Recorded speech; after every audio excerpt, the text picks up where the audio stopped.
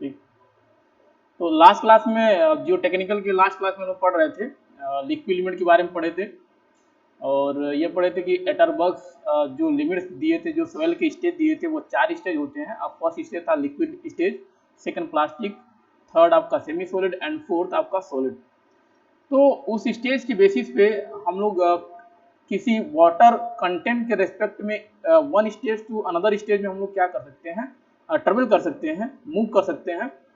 तो उस मूवमेंट के बेसिस पे, उस वाटर कंटेंट के बेसिस पे एटरबर्ग्स के 3 लिमिट होते हैं। फर्स्ट था आपका लिक्विड लिमिट, सेकंड था प्लास्टिक लिमिट एंड थर्ड आप हम लोग पढ़ेंगे श्रिंकेल लिमिट। तो फर्स्ट हम लोग पढ़ रहे थे लिक्विड लिमिट के बारे में। लिक्विड लिमिट होता क्या है, तो बेसिक डेफिनेशन हम लोग पढ़े थे। और अगर कोई पर्टिकुलर सॉइल है और पर्टिकुलर सॉइल के लिए अगर लिक्विड लिमिट प्रेजेंट टाइम में पता करना है कि उस टाइम उस सॉइल के अंदर जो लिक्विड लिमिट होगा वो कितना होगा, ये फाइंड आउट करने के लिए हम लोग पढ़ रहे थे। तो हम लोग पढ़े थे कि दो मेथड बेसिकली यूज करते हैं। फर्स्ट आपका होता है कैसे-ग्रांडे मेथड एंड सेकेंड आपका कोन पेनिट्रेशन मेथड। तो कैसे-ग्रांडे मेथड जो लेबोरेटरी में हम लोग मोस्टली यूज करते हैं, तो जनरली आप देखेंगे कि कैसे-ग्रांडे टूल्स ज़्यादा हम लोग यूज करते हैं as compare to cone penetration method. तो कैसे-ग्रांडे हम लोग कैसे अप्लाई करते हैं किसी सॉइल सैंपल पे, उसके बारे में हम लोग पढ़ रहे थे। तो determination of liquid limit by Casagrande method के अंदर हम लोग पढ़ेंगे डिटर्मिनेशन ऑफ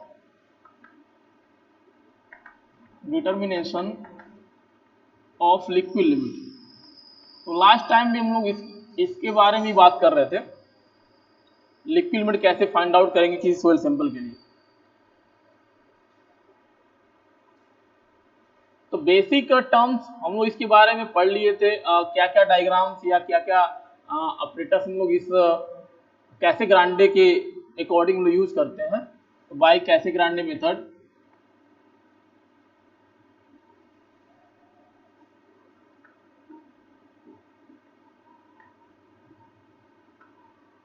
तो लास्ट टाइम हम लोग डिस्कस भी किए थे कैसे-ग्रांडे में कौन कौन सा टूल्स हैं। आज हम लोग बात करेंगे क्या प्रोसीजर स्टेप्स क्या हम लोग फॉलो कराते हैं अगर किसी सॉइल के लिए लिक्विड लिमिट फाइंड आउट करना होता है। तो फर्स्ट स्टेप हम लोग देखते हैं, स्टेप फर्स्ट। स्टेप फर्स्ट में क्या करते हैं, सबसे पहले जिस सॉइल के लिए लिक्विड लिमिट फाइंड आउट करना होता है वह ग्राउंड से सॉइल लाएंगे और सॉइल को हम लोग पास कराते हैं 425 माइक्रोन सीव से। तो यह सीव है, इससे हम लोग क्या कराएंगे, पास कराएंगे।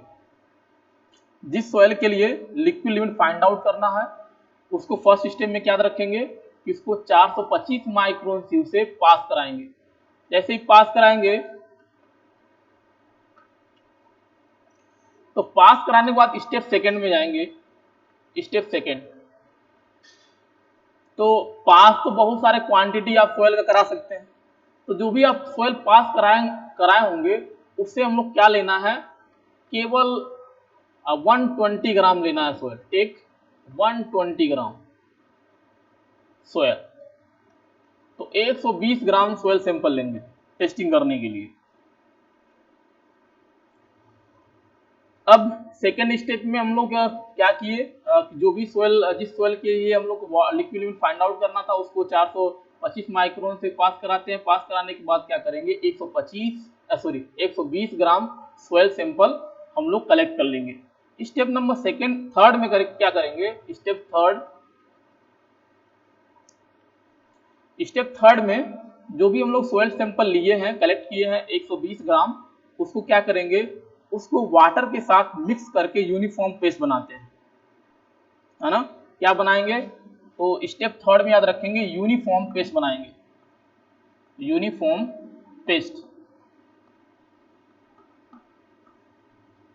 तो यूनिफॉर्म पेस्ट कैसे बनाएंगे, by mixing of distilled water mix करके।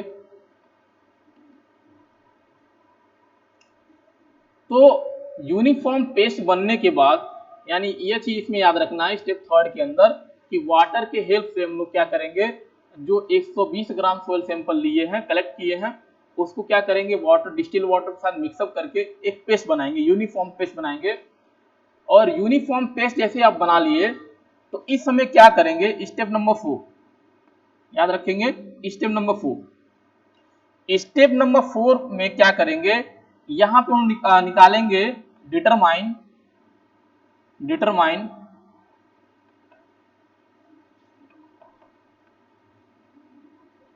वाटर कंटेंट ऑफ, किसका वाटर कंटेंट निकालना है, जो हम लोग यूनिफॉर्म पेस्ट बना दिए हैं उसी का वाटर कंटेंट निकालेंगे। यूनिफॉर्म जो पेस्ट हम लोग बना दिए हैं टेस्टिंग करने के लिए तैयार कर दिए हैं, उसी यूनिफॉर्म पेस्ट का हम लोग क्या करेंगे, वाटर कंटेंट निकालेंगे। याद रखेंगे, सबसे इंपॉर्टेंट पॉइंट। तो स्टेप नंबर 4 में जब यूनिफॉर्म पेस्ट हम लोग बना लेते हैं तो यूनिफॉर्म पेस्ट में उस समय कितना वाटर क्वांटिटी है या वाटर कंटेंट है, ये हम लोग फाइंड आउट करेंगे। कैसे, किसी भी मेथड से अप्लाई करके। तो हम लोग यहाँ लिख लेते हैं by oven drying method, oven drying method. तो ओवन ड्राइंग मेथड अप्लाई करके हम लोग निकालेंगे। तो कहने का मतलब ये है कि स्टेप 4 के अंदर हमें वाटर कंटेंट पता होगा, यानी जिस यूनिफॉर्म पेस्ट के ऊपर हम लोग टेस्टिंग करने जा रहे हैं बाय कैफे ग्रांडे मेथड, उसमें कितना वाटर है उस टाइम या वाटर कंटेंट है उस टाइम हमें पता होगा। हम लोग एज्यूम करके चल रहे हैं, सपोज करके चल रहे हैं कि उस समय जो वाटर कंटेंट है वो W1 है। तो स्टेप नंबर 5 देखते हैं, स्टेप 5। तो वाटर कंटेंट जिस पेस्ट के ऊपर हम लोग टेस्टिंग करने जा रहे हैं उसमें कितना वाटर कंटेंट है ये हमें यहाँ पे स्टेप नंबर 4 में पता है। अब हम लोग क्या करते हैं, जो यूनिफॉर्म पेस्ट बनाया है उसको दो इक्वल पार्ट है, दो इक्वल पार्ट में क्या करेंगे, कट कर देंगे।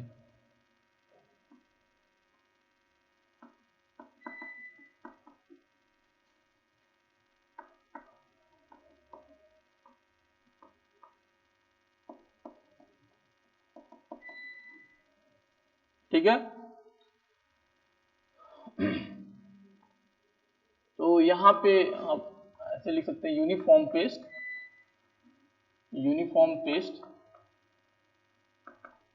Cut into 2 equal portion.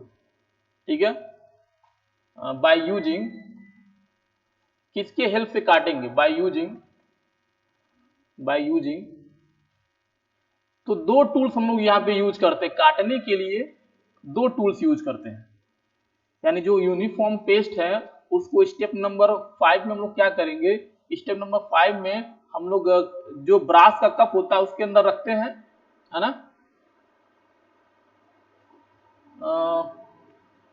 Brass cup में रखेंगे, उसके बाद क्या करेंगे, उसको दो इक्वल पोर्शन में डिवाइड करेंगे।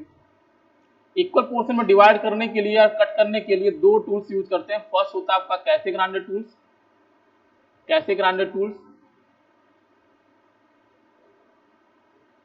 और सेकंड जो टूल्स हम लोग यूज करते हैं दो पोर्शन में कट करने के लिए, ASTM टूल्स।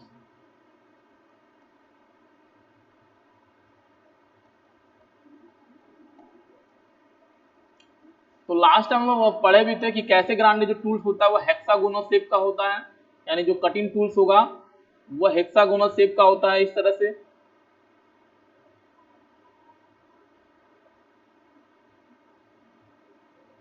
तो ये आपका होता है कैसे ग्राइंडर टूल। इसके हेल्प से हम लोग क्या करते हैं, यूनिफॉर्म पेस्ट को जो ब्रास कप के अंदर हम लोग रखते हैं टेस्टिंग करने के लिए, उसको दो इक्वल पोर्शन में हम लोग क्या करेंगे, कट करेंगे।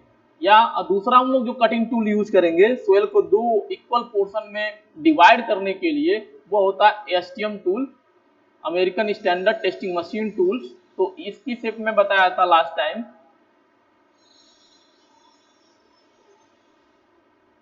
इस तरह से होता है ASTM टूल्स।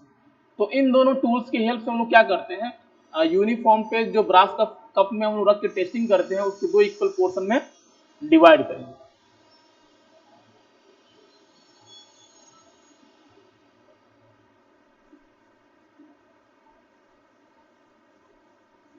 अब दो इक्वल पोर्शन में आप डिवाइड कर दिए सोयल सैंपल को, यूनिफॉर्म पेस्ट को दो इक्वल पोर्शन में डिवाइड कर दिया, तो नेक्स्ट स्टेप में क्या करेंगे, स्टेप नंबर 6।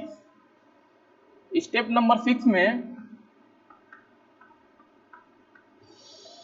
जैसे ये आपका ब्रास कप है, ये आपका क्या था, ब्रास कप। कैसे ग्राइंडर टूल्स का जो अरेंजमेंट होता है इस तरह से होता है, मैं बताया था लास्ट टाइम, ऐसे होता है इस तरह से।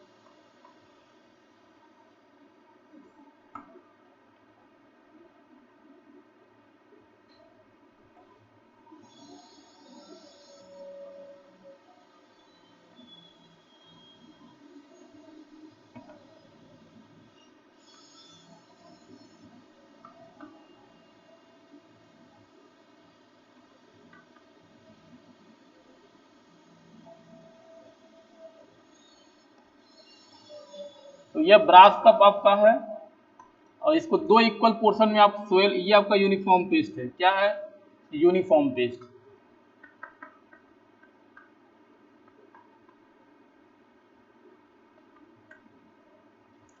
यूनिफॉर्म पेस्ट है, इसमें वाटर कंटेंट कितना है, W1।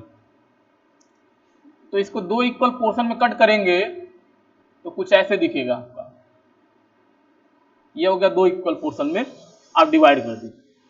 अब क्या करेंगे, टेस्टिंग स्टार्ट करेंगे। टेस्टिंग कैसे स्टार्ट करेंगे, हैंडल को क्या करते हैं, हैंडल को घुमाते हैं, है ना। तो स्टेप नंबर 6 पे रोटेशन देंगे, रोटेशन कितना देते हैं, 2 RPS देते हैं, यानी 2 रोटेशन पर सेकेंड, यानी एक सेकेंड में 2 रोटेशन होना चाहिए, है ना। तो हैंडल को क्या करेंगे, इस स्पीड से घुमाते हैं। अब जैसे ही घुमाएंगे तो ये कप जो होगा, ब्रास कप, पहले ऊपर जाएगा फिर नीचे आएगा, पहले ऊपर जाएगा फिर नीचे जाएगा। कितना ऊपर नीचे जाता है, 1 सेंटीमीटर, पढ़े थे हम लोग लास्ट टाइम। 1 सेंटीमीटर ऊपर जाएगा, 1 सेंटीमीटर नीचे जाएगा। तो मैं बताया था कि जो कैसे ग्रांडे ऑपरेटर्स अरेंजमेंट होता है उसमें rise and fall mechanism set होता है, और उसमें जैसे हैंडल हम लोग घुमाएंगे किसी स्पीड से तो 1 सेंटीमीटर ऊपर जाएगा, 1 सेंटीमीटर नीचे जाता है। तो हम लोग तब तक घुमाते रहते हैं, तब तक घुमाते रहेंगे जब तक, जो हम लोग दो पोर्शन में सोयल को डिवाइड कर दिए हैं, जब तक ये आपस में अप्रोक्सीमेटली ऑलमोस्ट, जब तक आपस में लगभग ½ इंच के इक्वल यह आपस में कांटेक्ट न हो जाए, चिपक न जाए। तो स्टेप नंबर 6 में ये सारा अरेंजमेंट होता है। तो जैसे अगर ये हम लोग कंटेनर की बात करें या ब्रास कप की, तो पहले जो सोयल का कंडीशन था इस तरह से दिख रहा था।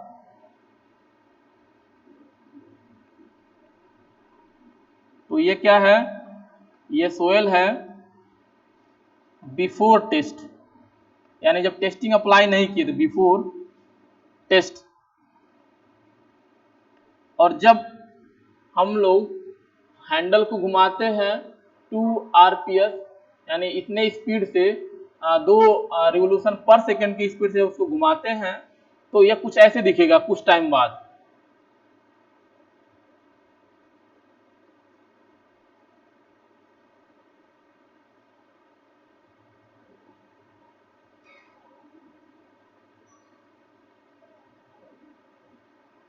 ऐसे दिखेगा। पहले क्या था, दोनों में गैप था, पहले क्या था, दोनों में गैप था सोयल में, और बाद में जब इसको हम लोग घुमाएंगे, यानी इतने स्पीड से 2 रिवोल्यूशन पर सेकेंड की स्पीड से घुमाएंगे, राइज एंड फॉल होगा, ये पहले ब्रास का ऊपर जाएगा फिर नीचे जाएगा।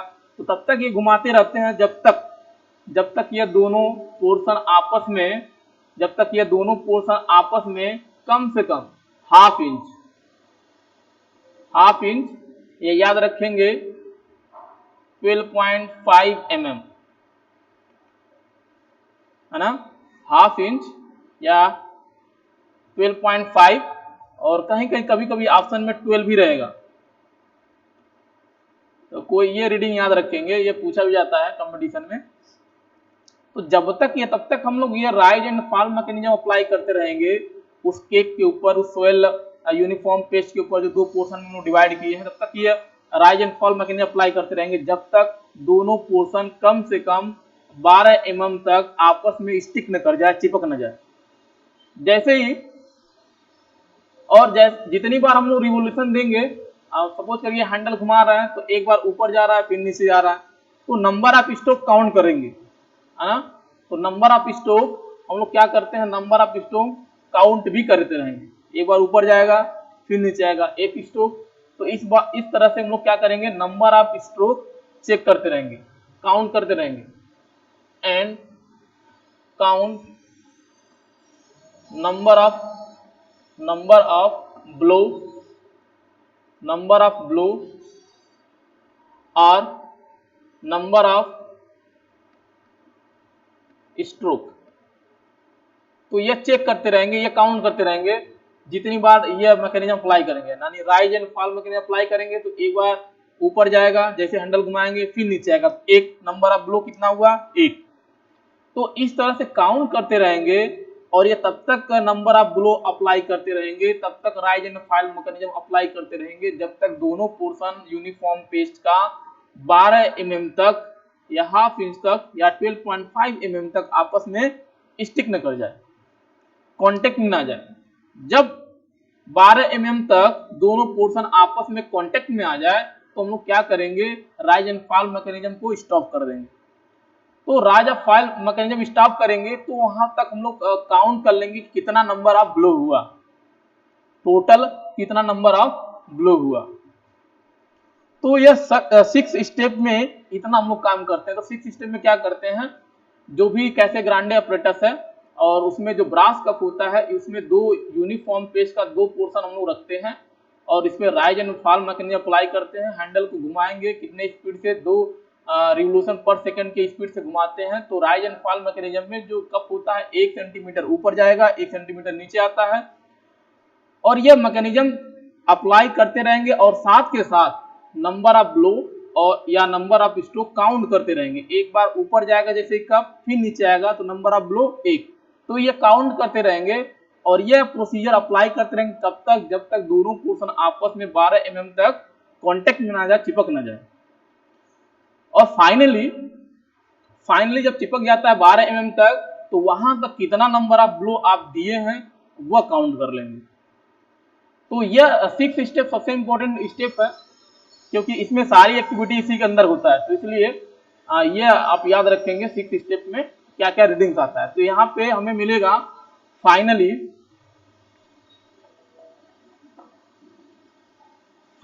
नंबर ऑफ ब्लो, यहाँ मिल जाएगा नंबर ऑफ ब्लो। तो ब्लो अगर हम नंबर ऑफ ब्लो के यहाँ पे जो भी रिजल्ट आया है, सपोज करिए N1 आया है, तो N1 ये हमें पता चल गया टोटल, यानी 12 mm तक आपस में जब स्टिक कर रहा है वहां तक कितना नंबर ऑफ ब्लो हम दिए हैं, तो वो हमें पता चल जाएगा N1।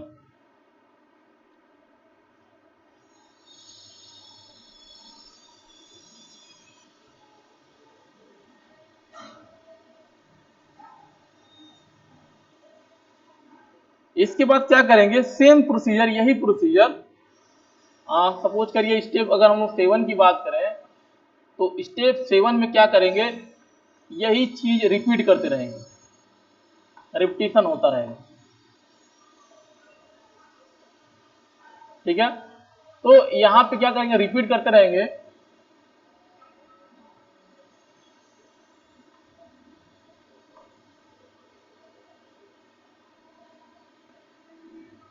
All same step. तो स्टेप नंबर 7 में क्या करेंगे, जितने एक्टिविटी आप तक यहाँ 6 तक किए हैं वही एक्टिविटी क्या करेंगे, दोबारा रिपीट करेंगे, लेकिन along with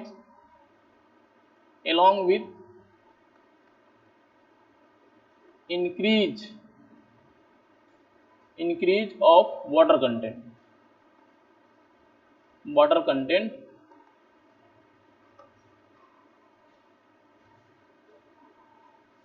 for formation of uniform test. तो इसका मतलब क्या है कि जब हम लोग रिपीटेशन करेंगे तो एक चीज केवल थोड़ा सा चेंज आएगा यूनिफॉर्म पेज बनाने में। तो यूनिफॉर्म पेज जब हम लोग बनाएंगे सेकंड वाले स्टेज में, सेकंड जब हम लोग रीडिंग निकालेंगे तो उसमें क्या करेंगे, पहले वाले के कंपेयर में हम लोग क्या करेंगे, वाटर कंटेंट की वैल्यू थोड़ा सा ज्यादा रखेंगे। कैसे ज्यादा करेंगे, यानी वाटर क्या करेंगे, जब हम लोग यूनिफॉर्म पेस्ट बनाते हैं उसी समय वाटर थोड़ा सा ज्यादा ऐड करेंगे पहले कंपेयर। तो जब ज्यादा ऐड करेंगे तो उस यूनिफॉर्म पेस्ट के लिए वाटर कंटेंट की वैल्यू जो आएगी वो मैक्सिमम आएगी, पहले के कंपेयर में ज्यादा आएगी। अगर सेकेंड वाला जब रिपीटेशन करेंगे तो यहाँ पे रीडिंग हम लोग को मिलेगा, वाटर कंटेंट की वैल्यू मिल जाएगा W2 और नंबर ऑफ ब्लो की वैल्यू N2। फिर रिपीटेशन अगर करेंगे दोबारा रीडिंग निकालेंगे, फिर वाटर कंटेंट की वैल्यू मिल जाएगा आपका W3 और नंबर ऑफ ब्लो की वैल्यू आ जाएगा N3। तो इस तरह से रीडिंग निकालते रहते हैं। तो ये तो था प्रोसीजर कि कैसे हम लोग नंबर ऑफ ब्लो और वाटर कंटेंट कैसे फाइंड आउट करते हैं। अभी तक लिक्विड लिमिट हम लोग कैलकुलेट नहीं किए कैसे करेंगे। तो उसके बाद जो भी रीडिंग हम लोग निकालते हैं इन स्टेप के हेल्प से, जो भी हम लोग रीडिंग निकालते हैं वाटर कंटेंट और नंबर ऑफ ब्लो को, उसको रिप्रेजेंट करते हैं, उसको रिप्रेजेंट करेंगे कर्व से। तो इस कर्व में क्या रखते हैं, वर्टिकल एक्सिस पे हम लोग लिखते हैं वाटर कंटेंट और हॉरिजॉन्टल यानी एक्स एक्सिस पे हम लोग लिखते हैं नंबर ऑफ ब्लो। तो नंबर ऑफ ब्लो n से डिनोट करेंगे, कैपिटल N से। और यह जो स्केल हम लोग लेते हैं लॉगरिथमिक स्केल यूज करते हैं।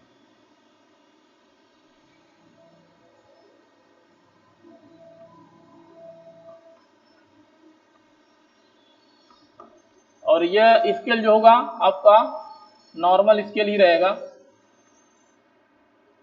Normal scale. तो नॉर्मल स्केल क्या है, जो भी वैल्यू वाटर कंटेंट का आएगा वैसे के वैसे हम क्या करेंगे y एक्सिस पे डिनोट करेंगे, और नंबर ऑफ ब्लो को क्या करेंगे, पहले लॉग निकालेंगे उसके बाद रिप्रेजेंट करेंगे। अब अगर हम फर्स्ट रीडिंग की बात करें तो फर्स्ट रीडिंग में सपोज करिए W1 ये है, और N1 की वैल्यू यहाँ पे कहीं आएगा तो एक पॉइंट मिल जाएगा। यानी फर्स्ट एक रीडिंग से एक पॉइंट मिलेगा। दूसरा रीडिंग लेंगे तो ये पॉइंट सपोज करें अगर हम लोग ये P1 है तो हो जाएगा W1N1।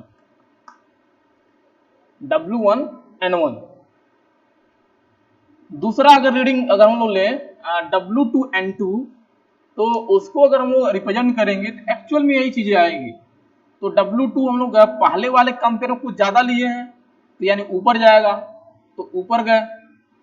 और N2 अब चूंकि नंबर ऑफ ब्लो क्या होगा, घट जाएगा। क्यों, क्योंकि वाटर की वैल्यू ज्यादा है, जितना वाटर आप ज्यादा मिलाएंगे नंबर ऑफ ब्लो क्या होगा, कम लगेगा। यानी आपस में दोनों पोर्शन को कांटेक्ट में लाने के लिए नंबर ऑफ ब्लो कम लगेगा। क्यों, क्योंकि जो वाटर क्वांटिटी है क्या है, बढ़ा रहे हैं आप। तो सेकंड वाला जब रीडिंग ड्रॉ करेंगे आप इस एक्सिस पे तो कहीं यहाँ पे मिलेगा, सपोज करिए ये पॉइंट मिल जाएगा P2 और ये वैल्यू क्या देगा W2 जो आप निकाले थे और N2 जो निकाले थे। थर्ड रीडिंग की अगर हम लोग बात करें तो पहले के कंपेयर में वाटर कंटेंट की वैल्यू क्या है, बढ़ा दिए, तो इसका मतलब ऊपर मिलेगा। और N1 की वैल्यू फिर घट जाएगा, जितना वाटर बढ़ाएंगे नंबर ऑफ ब्लो कम लगेगा। तो यहाँ पे एक पॉइंट फिर मिल जाएगा P3।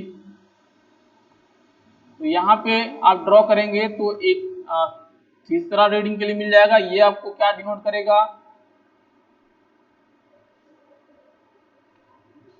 आपका हो जाएगा W3N3। अगर कार्टेशियन प्लेन की हम लोग बात करें, कार्टेशियन प्लेन की, तो पहले जो एक्स एक्सिस पे हम लोग जो डिनोट करते हैं वो पहले आता है, और वाई एक्सिस पे जो हम लोग ड्रॉ करते हैं वो दूसरे नंबर पे आता है। तो अगर कार्टेशियन प्लेन के अकॉर्डिंग देखेंगे तो n वाला टर्म्स यहाँ आएगा, N1 यहाँ आएगा, N3 यहाँ आएगा। तो इसको चेंज भी कर सकते हैं, इसमें कोई प्रॉब्लम, हमें रिजल्ट क्यों समझना है। तो N1 या W1 और ये आपका N2 W2 और ये आपका W3 N3। फिलहाल हमें रिजल्ट पे फोकस करना। तो जितनी भी रीडिंग आप निकालेंगे कैसे ग्राइंडर टूल से, तो ऐसे आपको पॉइंट मिल जाएगा, क्लियर आपको पॉइंट मिल जाएगा। और अगर उन पॉइंट को मिलाएंगे आप, अगर जितने भी पॉइंट मिले हैं उनको मिलाएंगे तो एक स्ट्रेट लाइन मिल जाएगा। जितने भी रीडिंग आप निकालेंगे और उन पॉइंट्स को आप मिलाएंगे तो एक स्ट्रेट लाइन ड्रॉ होगा। अगर स्ट्रेट लाइन नहीं ड्रॉ हो रहा है, इसका मतलब ये है कहीं ना कहीं आप टेस्टिंग करने में, रीडिंग निकालने में गलती की है। तो जो ये कर्व मिलता है कैसे ग्रांडे के जो रिजल्ट से जो कर्व आता है, इसे हम लोग बोलते हैं फ्लो कर्व। इस कर्व को क्या कहते हैं? Flow curve. इसी कर्व को हम लोग बोलते हैं फ्लो कर्व। तो जो कर्व कैसे ग्रांडे के टेस्टिंग में वाटर कंटेंट और नंबर ऑफ ब्लो के बीच में ड्रा करने पे मिलता है, उसी को हम लोग बोलते हैं फ्लो कर्व। तो फ्लो कर्व हमें पता चल गया। अब क्या करते हैं, जैसे ही फ्लो कर्व हमें पता चल गया, अब जो लिक्विड लिमिट का डेफिनेशन है कैसे ग्रांडे के अकॉर्डिंग क्या है, यानी वाटर क्वांटिटी या वाटर कंटेंट, वो वाटर कंटेंट जिसपे नंबर ऑफ ब्लो 25 है। Water content at standard number of blow 25 is known as liquid limit of the soil. तो 25, अब यहाँ पे नंबर ऑफ ब्लो हम लोग कहाँ ड्रा कर रहे हैं? एक्स एक्सिस पे। तो यहाँ पे कहीं 25 नंबर ऑफ ब्लो होगा। 25 पे क्या जाएंगे? 25 पे हम लोग जाएंगे, एल्टीट्यूड ड्रा करेंगे। कहाँ पे? फ्लो कर्व के ऊपर परपेंडिकुलर ऐसे ड्रा करेंगे एल्टीट्यूड्स। कहीं कट करेगा, कट करने के बाद एक पॉइंट मिलेगा, उस पॉइंट से क्या करेंगे, फिर हम लोग वाई एक्सिस पे परपेंडिकुलर ड्रा करेंगे। और यहाँ पे जो रीडिंग मिलेगा वही आपका होगा लिक्विड लिमिट। तो कैसे ग्रांडे के अकॉर्डिंग जो हम लोग फ्लो कर्व ड्रा करते हैं, फ्लो कर्व के बेसिस पे 25 नंबर ऑफ ब्लो पे जो वाटर कंटेंट की क्वांटिटी होती है, उसी को हम लोग उस पर्टिकुलर सॉइल के लिए बोलते हैं लिक्विड लिमिट।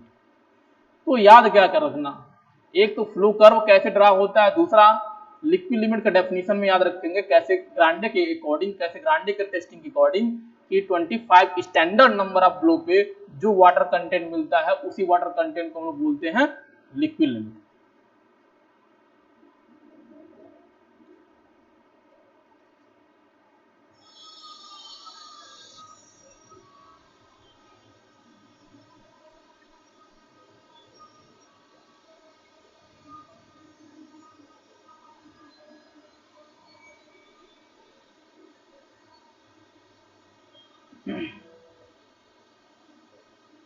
अगर इस फ्लो कर्व का हम लोग स्लोप निकाले, स्लोप अगर हम लोग निकालेंगे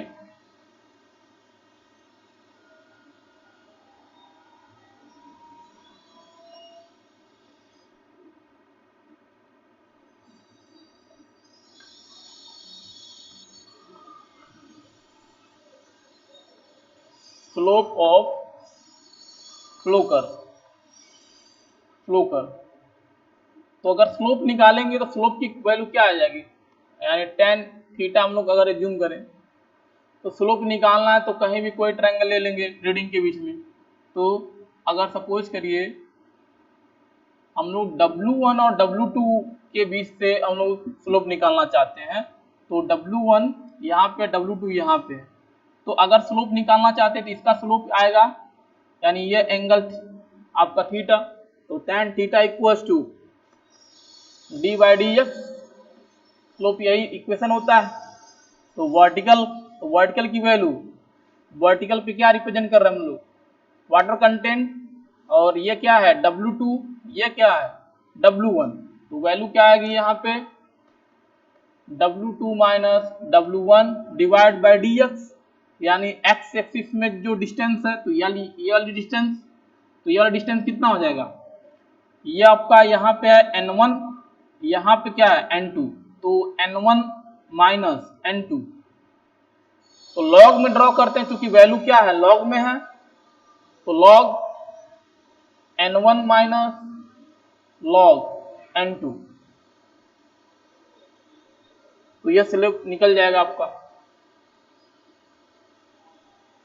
इसको और मॉडिफाई करेंगे तो स्लोप ऑफ फ्लो कर्व आएगा W2 minus W1 divide by log N1 divide by N2। और इस स्लोप का अगर हम लोग वैल्यू निगेटिव ना आए, पॉजिटिव आए, केवल हमेशा पॉजिटिव आए, इसका मतलब उसको हम लोग पॉजिटिव वैल्यू को बोलते हैं फ्लो इंडेक्स। यानी जो फ्लो कर्व का स्लोप होता है उसके पॉजिटिव जो वैल्यू होगी उसी को हम लोग बोलते हैं फ्लो इंडेक्स। तो फ्लो इंडेक्स का डेफिनेशन भी यहीं से आ जाएगा, फ्लो कर्व से। तो इसको हम लोग बोलते हैं फ्लो इंडेक्स, यानी फ्लो कर्व के स्लोप को हम लोग बोलते हैं फ्लो इंडेक्स। फ्लो कर्व के स्लोप को हम लोग बोलते हैं फ्लो इंडेक्स। लेकिन याद रखेंगे हमेशा वैल्यू क्या होना चाहिए, पॉजिटिव। तो मोड लगा देंगे, यानी जो भी वैल्यू आएगा पॉजिटिव हो जाएगा।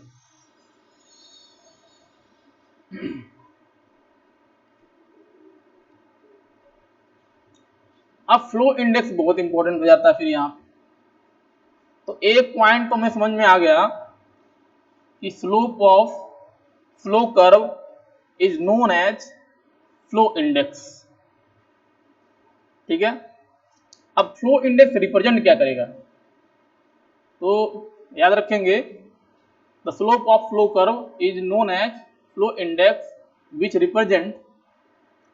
Represent rate of loss of shear strength. यानी किसी सॉइल में कितना शियर की वैल्यू या शियर स्ट्रेस की वैल्यू डिक्रीज हो रही है, इंक्रीज हो रही है, तो कहीं ना कहीं ये बताता है फ्लो इंडेक्स आपका, विच represent rate of loss of shear stress corresponding to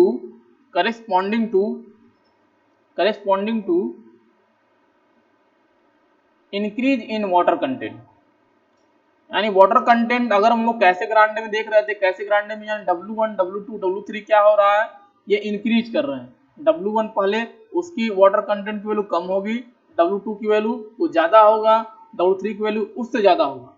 तो जैसे जैसे हम लोग वाटर कंटेंट की वैल्यू बढ़ा रहे हैं उस केस में क्या होगा कि शियर स्ट्रेंथ की वैल्यू उस सॉइल के लिए डिक्रीज होगी।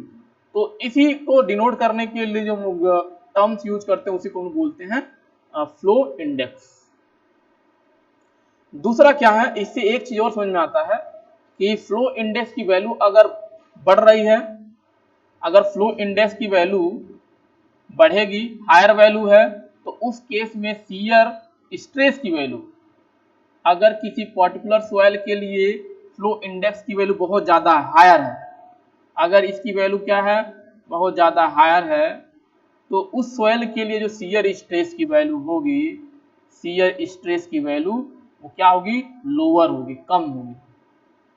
इसका मतलब क्या है, यानी फ्लो इंडेक्स की वैल्यू बढ़ेगा तो शियर स्ट्रेस की वैल्यू घटेगी। यहां से रिलेशन से भी हम लोग निकाल सकते हैं। देखिए अगर फ्लो इंडेक्स की वैल्यू बढ़ाएंगे इसका मतलब क्या बढ़ना चाहिए, या तो ऊपर वाला टर्म बढ़ना चाहिए या तो नीचे वाला टर्म क्या होना चाहिए, घटना चाहिए।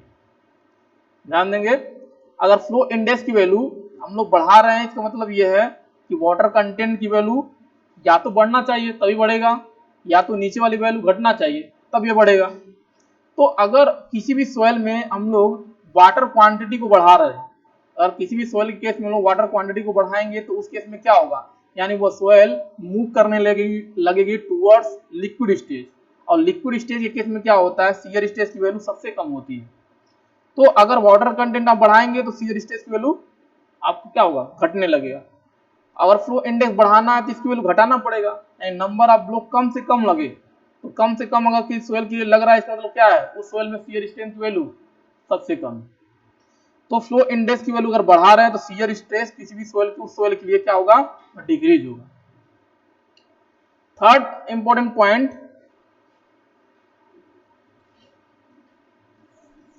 अगर फ्लो इंडेक्स की बात करें तो फ्लो इंडेक्स हम लोग दो रीडिंग निकाल के विद द हेल्प ऑफ कैसे ग्रांडे टूल्स, दो रीडिंग निकाल के हम लोग निकाल सकते हैं। है ना। कैसे ग्रांडे ऑपरेटर से यानी W10 और W100 अगर हम लोग के पास निकल जाए, कहां से निकालेंगे, ये कैसे ग्रांडे से निकालेंगे। जो कैसे ग्रांडे के लिए फ्लो कर्व आया था उसके बेसिस पे निकालेंगे।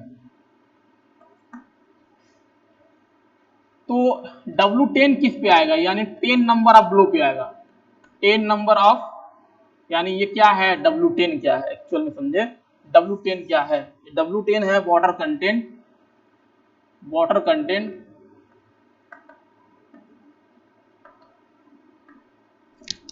एट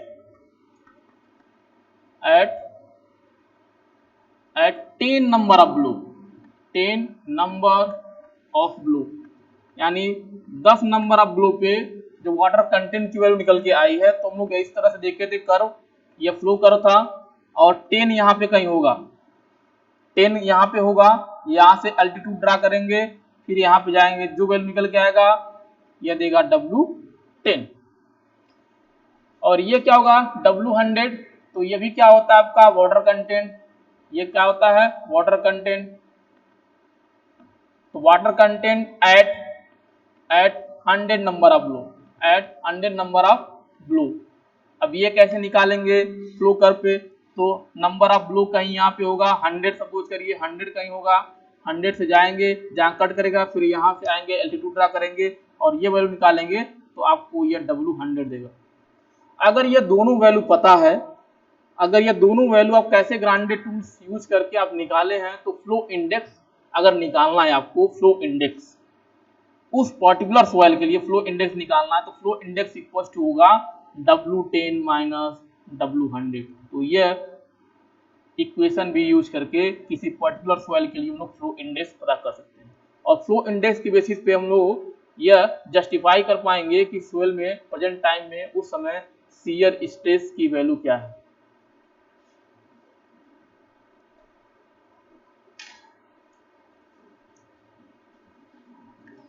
तो आज के लिए इतना ही, थैंक यू।